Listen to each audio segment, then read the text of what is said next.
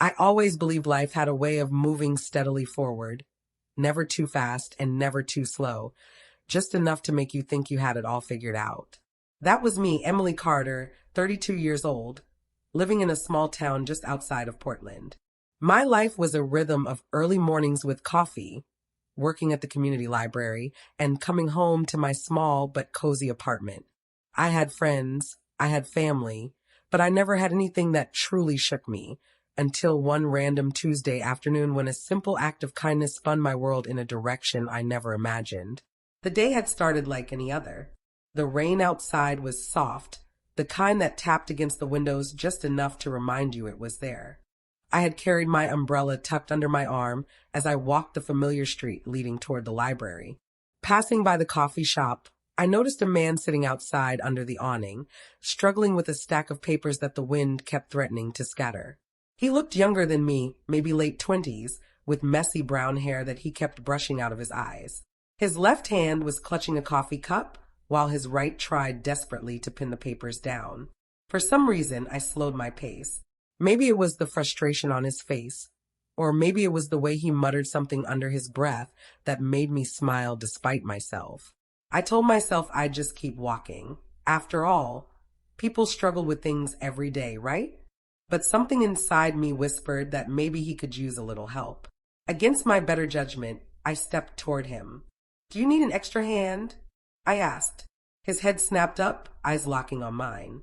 They were a shade of green the first hadn't seen before. Deep and tired, but grateful. Yeah, actually. That would be amazing. Thank you." I dropped my umbrella against the chair and pressed my hands onto the scattered sheets, holding them steady as the wind calmed a little. He chuckled, a low sound that felt almost nervous. "I guess I picked the worst place to try to organize my life," he said. I laughed softly. "Well, Portland isn't exactly famous for its calm weather." He smiled, and in that moment, I realized I hadn't smiled at a stranger like that in a long time. He began to stack the papers neatly, and I caught sight of handwritten notes, some sketches, and even what looked like sheet music. Curiosity tugged at me, but I didn't pry. "Thanks," he said again, once everything was under control. "I don't know why I thought I could do this out here." "No problem," I replied, brushing off my hands. I was headed this way anyway. Before I could leave, he asked, "Wait, what's your name?" "Emily," I answered. "And you?" "Jason. Jason Miller." There was a pause, and then he asked something unexpected. "Do you like music?" I blinked. "Sure. Who doesn't?" He hesitated, then gathered the courage to continue. "I'm kind of working on something. A song, actually. Would you maybe listen sometime? I need feedback from someone who isn't family." Normally, I would have politely declined. I wasn't in the habit of saying yes to strangers, but something in his voice wasn't pushy or rehearsed. It was raw, almost vulnerable. And against every cautious instinct I'd built over the years, I nodded. "Sure, why not?" That small yes set in motion a chain of events that would reshape my entire life. The first time I met him properly was at that same coffee shop 2 days later. He had his guitar case propped against the chair, and when I sat across from him, he looked both excited and nervous.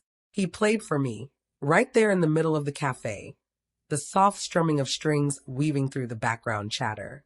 His voice carried emotion I couldn't quite describe, like a mixture of hope and hurt, and when he finished, I realized I had goosebumps along my arms. "That was beautiful," I whispered. His smile widened, but his eyes shimmered with something else. "You really think so?" "Yes," I said honestly. "You've got something special." That moment created a thread between us, thin at first, but strong enough to pull us back together again and again. Helping him at first was simple.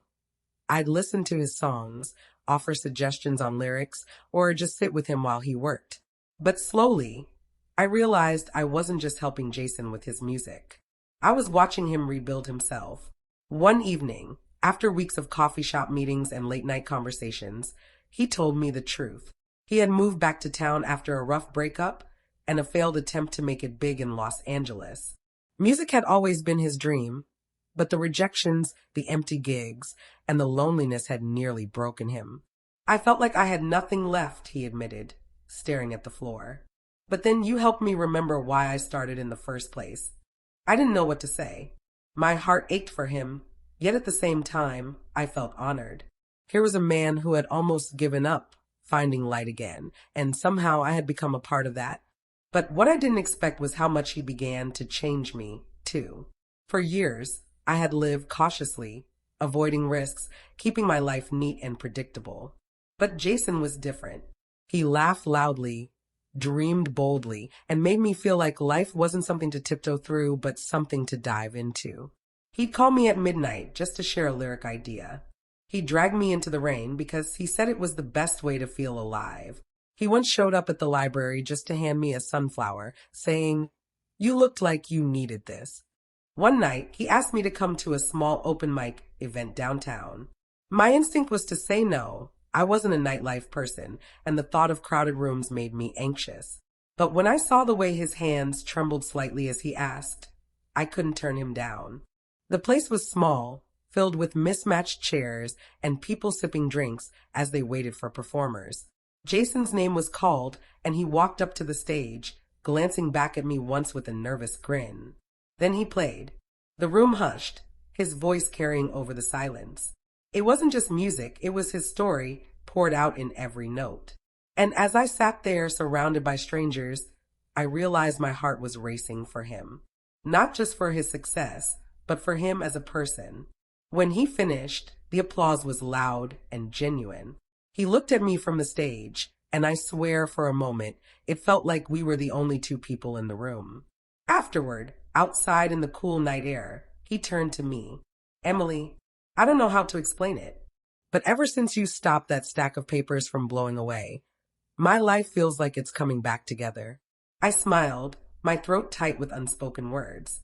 "And mine feels like it's finally beginning." That was the night everything changed.